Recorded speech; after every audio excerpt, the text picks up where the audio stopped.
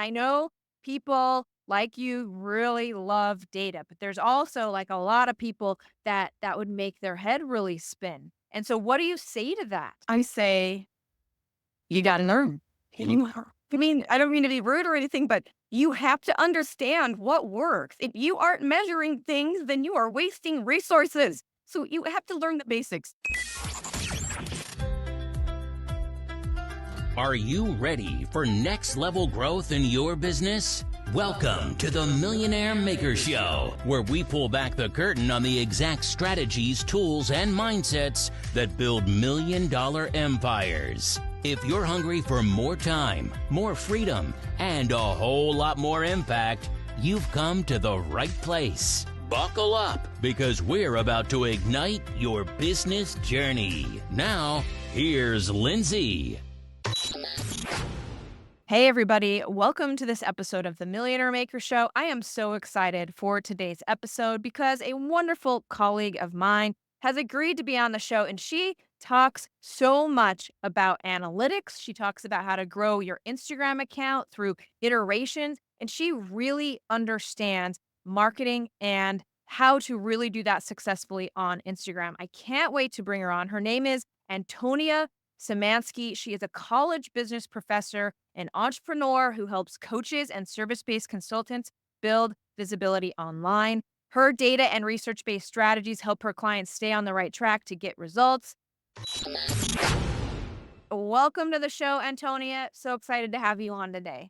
Thank you so much, Lindsay. I am thrilled to be chatting with you again. We're old friends now, and it's really fun to be on the show. I'm so excited. I love your podcast, and I love everything you're doing. Right back at you. We agree on so many things as far as marketing and sales and like what it takes and how to authentically do it and in-person networking events. Like we have a lot in common that way. I really appreciate that. But I have a question for you. Is it true that you are left-handed and learned to ride a motorcycle in your 50s? That is very true. I am very left-handed, and my family makes fun of me almost daily because of that.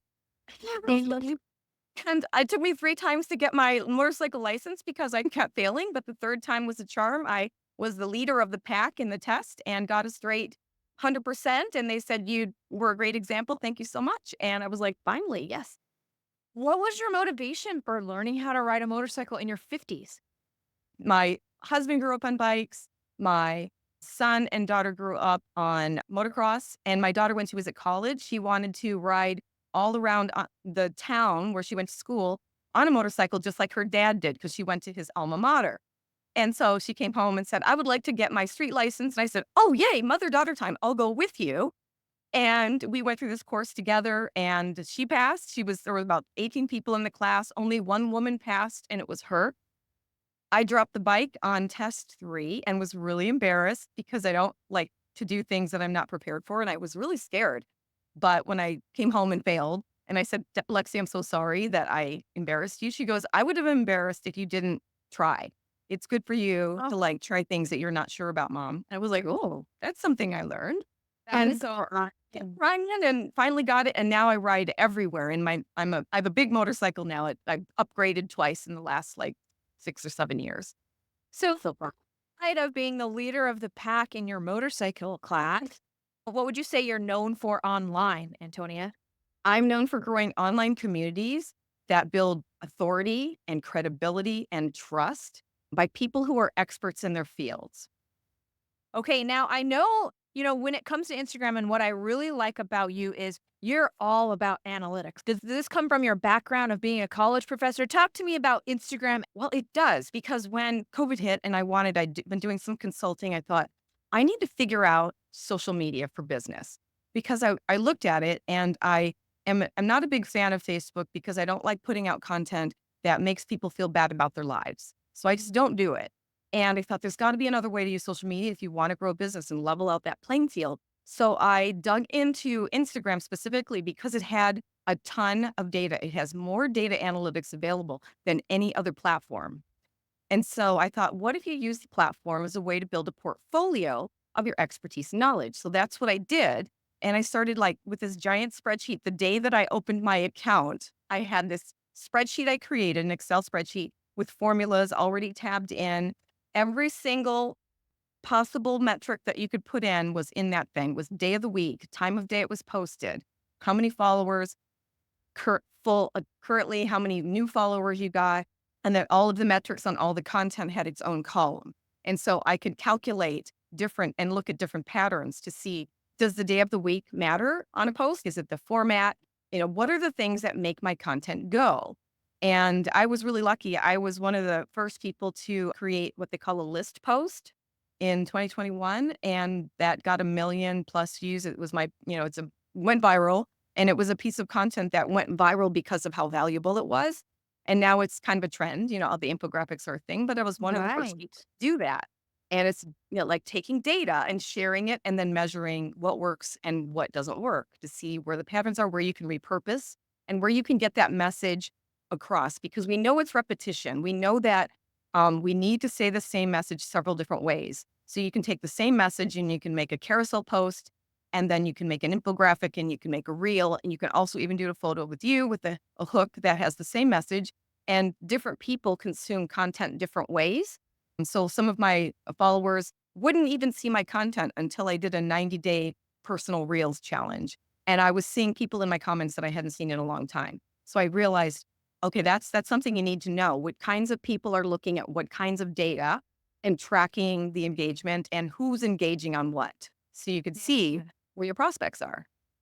Yeah, I love it. I love your data-driven approach. It also takes a lot of the emotionality out of business and, like, putting yourself out there, like, "Do they like me or do they hate me? Is this the one that's gonna go viral finally?" Like, all of that is gone because you're posting like a business owner and not an influencer, and I know that we agree on that too. What is the main differences here, according to you, about posting as an influencer versus a business owner?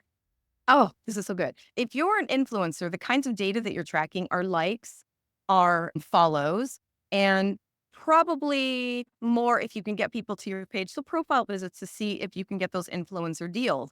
And I know this because I have influencer gigs that come into my email and into my DMs now because I have influence over my community.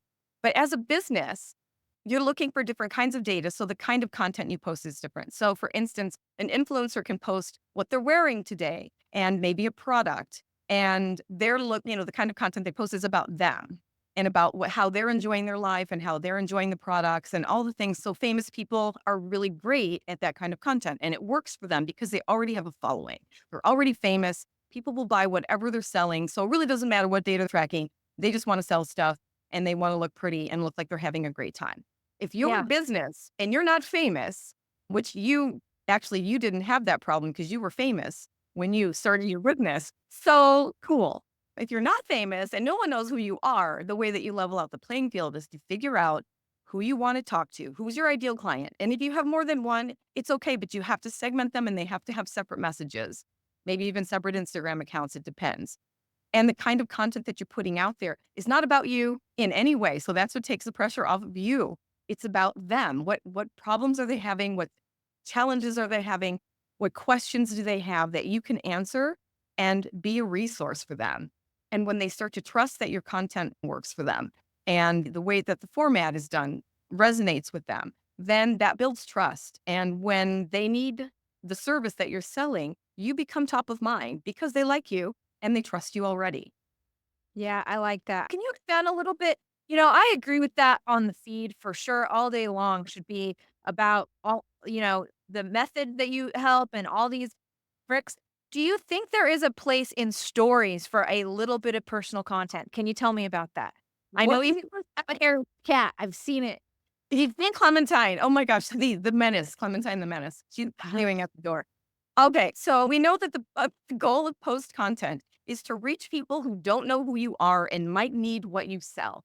So if you're posting influencer content that's really not going to draw them in as a potential customer, it's just not effective. So we know that. So it's got to be professional content that solves problems and answers questions. Got it. But once people are following you, that's where the stories come in. They're already drinking the Kool-Aid. They already love you. They want to know who you are as a person. They know you know your stuff. They know you're qualified. They know you're brilliant at what you do. They've got it. They're following you. But then they want to know, do I like you? And that's where stories come in. That's where the personal content comes in.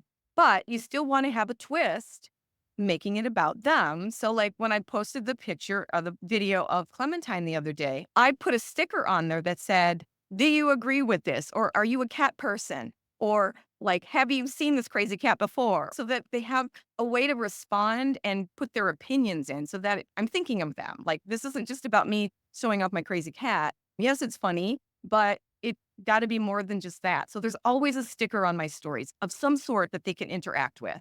And that gets me to know who's really talking back to me, who's really paying attention, who are my people. Because if they're tapping those stickers, they're my people. Yeah. Amen. Amen. I love that. Okay. So the feed is for finding new possible clients. You want to keep that pro, keep that all about what you do, the business you offer. You want to make sure you run that through the attorney filter, meaning if my attorney was doing this, would I be really happy to still my attorney? And once they're in stories, then it can get more personal. And that's really where that intimacy and one on one interaction can happen. Yes, and that's where you sell. And that's where you can have a lot of fun with your stories. I do a lot of this or that. Like I just did one for summer and it was 8 stories and it was this or that. Do you like hot dogs or hamburgers? Do you like sunshine or shade? Do you like beach or cool? They get to go through and they get to tap all these things. They get to tell me who they are. Most of them know my answers to those already, which is so much fun. But then when it comes time to sell something, then they're giving me support if they're a peer, and if they're a potential client, then they're in my DMs because they've been watching me. I will add engaging content in my feed, things like maybe a word search, but they're all industry keywords. So you can put Yeah. fun things in there, but it's still about them and it's still about your business. So Yeah. that's kind of distinction with your stories. It's more fun content, more personalized. Sometimes I'll go in and teach. I'll go in and say, "Hey, somebody just asked me about this thing," or "I'm ready to go on today about a glitch that's happening. I think it's Mercury retrograde from what I heard, because that's communication. My Instagram page has been freezing up for the last 2 weeks, and I keep having to delete the app, and I keep losing my drafts. And I'm really mad because I have a post it's ready to go out on my new account, Rev I wrote the caption in Instagram instead of you doing it in my notes because I'm like, oh, I'm just going to send this right out. And then it wouldn't go. It's stuck in, you hit post and it just goes spin, spin, spin.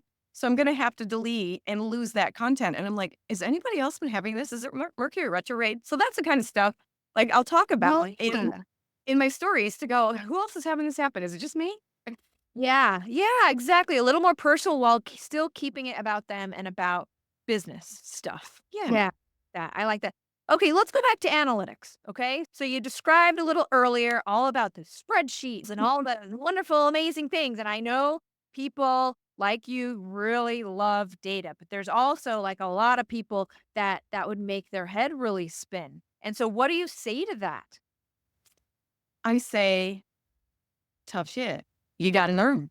I mean, I don't mean to be rude or anything, but you have to understand what works. If you aren't measuring things, then you are wasting resources. So you have to learn the basics. And can be as simple as a very simple spreadsheet tracking. Okay, we want to set a goal for this post. Our post is we want to get them to the profile page because we want them to be on our email list. So say that's the goal. The marketing goal is the email list. So the Instagram goal would be to get them to the profile page, right? So you make a post that's going to be so valuable and make them want to check out who you are, so that you're going to track things like profile visits, of course, saves, shares, and of course, comments. Of course, they all work together, right? So if you're getting a lot of those other things, you're getting a lot of likes. So then you can track your conversion rate of your post. Did it get people? How many people did it get to my profile? And then once Yeah. it gets profile, you can see how many people converted to either a DM or clicked the link in your bio to get on your email list. And then, of course, those metrics are on other platforms, but you can still track them. So you don't have to know a lot of metrics, but you do need to know the ones that relate to the goals that you have. Most businesses have the same goals. They want to build community engagement. They want to get people to their profile, and they want people to go off the platform to their websites. Saves, profile visits, shares, comments, and quality of comments is everything. Super Everything, simple. everything. And we do that too. Like we have a spreadsheet and we outline all of our posts there and we track it that way. And people will think, well, our Instagram has a whole bunch of analytics. I'll just use those. What's your response to that? How do the patterns work together? this info here and maybe this, but like when it is on a spreadsheet that you create, like you get more intimate and you actually can understand and see what is happening. Like I know they don't want to do it, but it is the most valuable thing you can do is It's super create your simple. own spreadsheet. I put it up Yeah. there, just record them daily. I used to, what I would do was I would, let's see, what was a pat? I would go on and record my followers for them in the morning, first thing. And then I would put the information about the post, or I did that maybe the day before, and I would post it. And then I'd go back for the post that I did 24 hours ago, and I would record all the metrics that Instagram would give you, like share, saves, That's impressions, reach. And then I did some of my own conversions. Like for instance, most industries and most, even the big companies will calculate engagement using followers. That's not effective. And here's why. When you calculate your engagement on a post using followers, it takes into account every single person who's following you, every account that's following you, but not everybody was exposed to the content. So how do you know that they didn't even have the opportunity to engage? So I use reach. I use how many people were exposed or how many accounts were exposed to this post. And then I divide with the saves and shares and comments and all the other metrics that I want. much more effective Well, analytic, right? I'm the only person on the planet who uses that. And Instagram's not giving you that in their analytics software either. It's Yeah, sweet. none of them. Oracle, none of They them. all Yeah. use they all use followers. And I was like, that doesn't make any sense to me. Why would you use followers? That's it could because reach engagement is based on exposure. Yeah, totally. That much more effective. That's going to be able to for you to get your arms around what really is working for your Like audience. who saw it and what did they do? If you didn't see it, you didn't have access to it, or you Right. were exposed to the post, then you really aren't part of the group of people that I'm measuring because you didn't even see it. Yeah. So Yeah, I yeah, love that. That's an amazing takeaway. So when it comes to your customers building their Instagram accounts, using analytics to do that, doing a data-driven approach, what are some common obstacles that you've seen? content that doesn't get reach. That's probably the first and the biggest obstacle that businesses have. They aren't content creators. They don't know that you can't just post a pretty picture and it will bring people back to your page, right? Or fun things. They watch what influencers do. The things that work for influencers will not work for a small business ever. Yeah. So the first thing I teach people is about context and about hooks. So whatever you have, which you are a master of every single video. I watch your stuff all the time. You've got a hook there. I'm like, oh, what's this about? This is interesting. It makes people go, I want to know more. And then you Yeah. read the right, and you read a little bit more, and it entices them to come back to your page. If you can get reach, that's the first obstacle is getting your post out into the world and have people see it. And that takes time. Even if you are good at what you do, it takes time. But you can measure what's working once you're over 100 followers. And then the goal becomes what's working? What do they like to see? And how do I create more of that? Yeah, you mentioned context. When you tell people you have to understand the context, what do you mean by that? Context is what is so like if a realtor posts a picture of a really cool house or a video of a cool house that they're showing, why should I care? Even if I'm in the market for a house, I want to know what about this house is cool. Like, why should I check this out? Context, what's the post about? Why should you tap on it? What's the message there? You have to Yeah. be able them like this is a pretty picture, but what does it mean? Yeah, like why do I care? Why do I care? So you mentioned context and you mentioned hook. Just define hook for everybody listening so that we know and give us your best hook tips. Oh my gosh, the so using numbers in your hooks is a great way to get people to pay attention. 3 ways to do X. 3 tips for blank. Odd numbers are really good. 3, 5, 7, 9, 10 is a good one too because it's 10. Using you in your hooks. So anything that makes people think about the post in another way. For instance, busting myths, why you should never do X, why you're making this mistake, why you're not getting these results. Helping people to see that, oh, I didn't think about that before. Yeah, I'm not getting why you're not getting new clients, right? Which is a big one. 10 reasons Yeah. you're not getting new clients, or 5 ways to get new clients. So Yeah. it's just a way to grab their attention and make them stand up and go, oh, wait, I need to check that out because that could be important.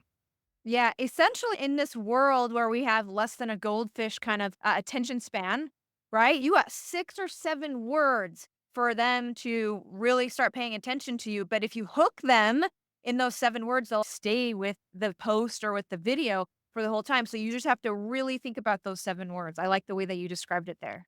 Thank you. And if you put your most important things, messages up front, then they're more inclined to keep watching. And then if you add something to the end, like if you're doing a video, you give them something really juicy up front and you say, oh, wait to the end to get the second tip. Keep Yes, on for the whole way. I So love it. yes, books are so I love it. important. Yeah, they are so important. I do my post it my I batch my content out and I post a bunch of business related content with really great hooks. Then I fill out my spreadsheet and I figure out which ones have the most engagement and all this stuff that we've talked about. What next? Then what? Then What you do I do with that information? Then you analyze it. Which ones are working? What's working? Oh, I had this post that did, it was a list post and it was 40 ways to, I don't know, 40 ways to get clients on stories. I actually did that post and it did really well, actually. Like 20,000 was what I think the reach was. I thought, "Oh, okay, now how can I take that 40 ways and make it come back through and use it again because I know that people are interested in this topic. So, I can make it's already an infographic, but I can turn that infographic into a carousel and then have the infographic at the end. So they still get Yeah. the infographic again, and the people that didn't see it the first time are going to see it. Or maybe they're like, oh, yeah, I remember that. And thanks for going into more depth with it this time through the Yeah. carousel. Yeah. I can do a reel of me talking about 40 ways to use your stories to get more clients. Right? Super easy, super quick, boom, boom, boom. You can say a few in the video and then put all the rest in the caption. Right? Yep. So you I love it. repurpose what works different ways. Maybe you run that same exact post in the opposite colors with a slightly different headline or hook. Because my Yes. colors are, when you have lights and darks, you flip it and you post it again. You might not even need to change anything, but you can change love the it. headline if you want to. So basically, you look at the analytics, you have your winners, you try to recreate those to either beat what originally was done, do it a little bit different, and reutilize the winningness of the post that you saw on your spreadsheet. Because then you get known for that thing. People know, oh, I know lots of ways to create content. I know lots of ways to talk about a subject. My biggest post was 60 ways to talk about one subject. That was my Yeah, list post. And now it's like 70 ways because I came up with a few more over the course of the year. I love So that. I love that. Can you speak to, so in terms of influencer versus business owner, like it is easier. So people struggle with this. And I find that it's a fine line between like, you can share some of this personal stuff and you will get more views and you will get more likes because it's really easy to like or it's really easy to hate. And so I find that many business owners like go too far that direction and they end up losing credibility and authority. So like, what's the fine line for you? How do you judge that? I don't usually do viral content. I mean, I never strive for it. On occasion, like I did a test after this, was it the Super Bowl? Yeah. And it was a video of Usher walking down the stage in his white outfit, feeling great, looking Yeah. cool. And I put the headline up there, how I feel when I don't know, when my content gets recognized and remembered, right? So it was still about my business and it went viral. It totally went viral. It got 0 follows. It got 0 metrics, and that was the point. I wanted to point out that viral content is really fun. It's really good to do if you want to nurture your community, but it's not super effective in business content. So you can do it, just don't have any expectations for it. I And love be it. careful how you do it, right? I don't want to dance on camera. I don't think that's appropriate. Your brand. It doesn't fit my brand. Yeah. If I'm somewhere and somebody takes a video of me dancing, at an event, I'll put that on my stories if it's appropriate. And I'll probably try to find what do you do on your day off or something, but it's pretty rare. Because Yeah. I want to show my personality, but I don't think sex is something that I want to sell. Right. And that's borderline sometimes how that can be. Yeah, totally. That's So I'm the just, that's the fine line. Yeah, like it's yeah, like just be the careful. likes, but they don't turn into customers. Like I said, I usually run people's. I say run it through the attorney filter. If this is what your attorney is doing, are we good here? Basically, like you want your attorney and his jammies at 3 o'clock. We all like jammies at 3 o'clock, but like, what does it say? What is it saying about you? Exactly. And I don't mind looking like goofy or dumb or stupid. I make videos about my mistakes all the time. And sometimes they go on my actual page because of things people need to know not to do. Like, for instance, one time I was getting a little cocky with my SEO results, where my name was a second on a list, on a search, right, in Instagram. And I was like, oh, I'm going to change my name a little bit and make it, see if I can pop that headline a little bit better with those Uh-huh. keywords. And I changed it and I went way down to the bottom. And I was like, oh, crap. So I was like, I need to change it. And it wouldn't let me change it back. So I was like, oh no, I'm going to be at the bottom of the search results. What do I do? It's like any other change in your name section. It takes 30 days. So for a whole month, I was invisible on the platform. Shoot. Yeah. I made a video of me talking to myself. Hey, like going through that process, like, ooh, I think we can get more views. I think we can get more search results. No, I wouldn't do it. No, I think we're going to do it. The whole back and forth conversation. And people just like cracked up and loved it. And my community just like, they're like, oh, yeah, that sounds like Tony. She's like, trying things out. Yeah. I love how much you're willing to test and you're always watching those I and will. fail. I mean, you gotta fail forward faster on this thing all day long to build an account like that.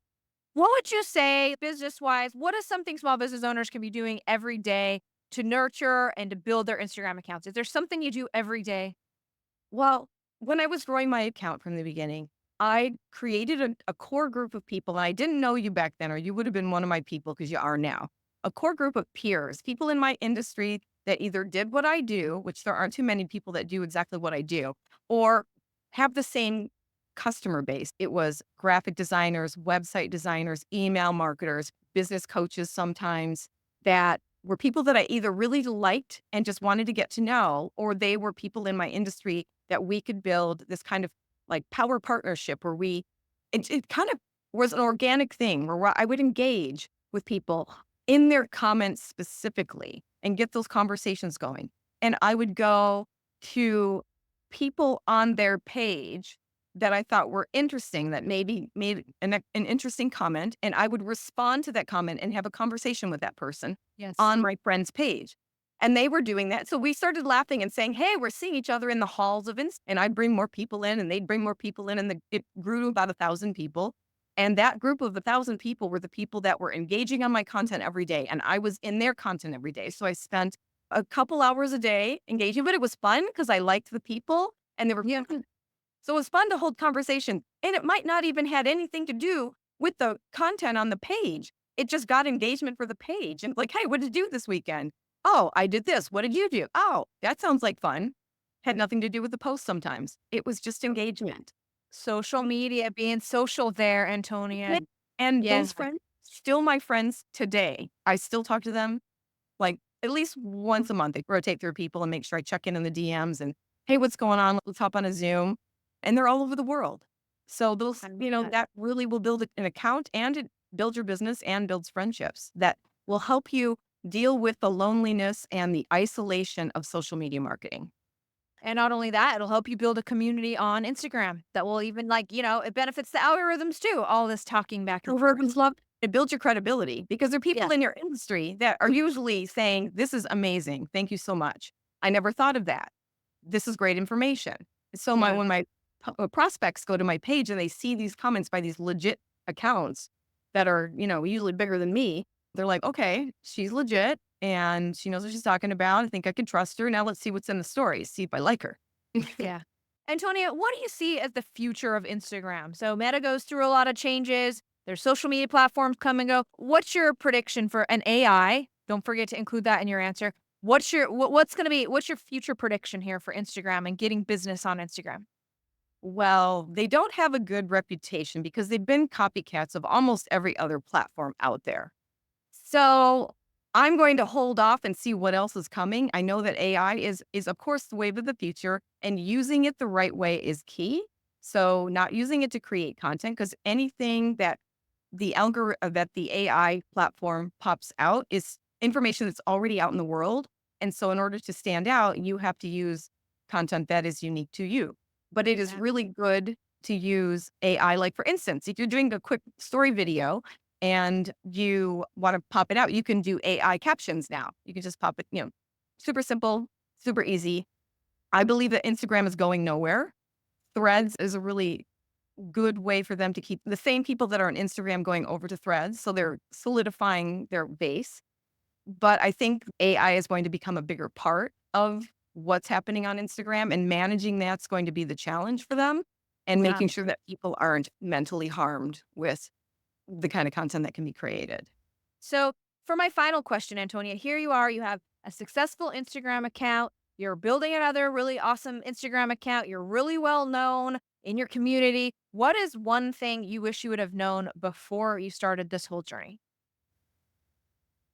I think the one thing that I wish I would have known would be that when you build an online community with other creators and other business owners who get it, it's not the same as marketing offline to businesses who are not savvy, not tech savvy, not Instagram savvy, because it's not valued. I wish I had known that before going offline and marketing to my community, because I had to do a little bit of a pivot and backpedal about social media is important. I believe that it is the wave of the future. It's not going anywhere. But when you create a social media account, it doesn't start as social media. It starts at your marketing strategy and your business strategy. So that's why if had I known that, I would have kept up with my marketing consulting offline, and the Instagram would have been for my community and sales online. So it's not valued offline the way it is. People who are online and they're doing it, they're like, oh, this is really hard to do it right. They value experts. But when you're offline, it's not as valuable. So that was That a makes hard, sense.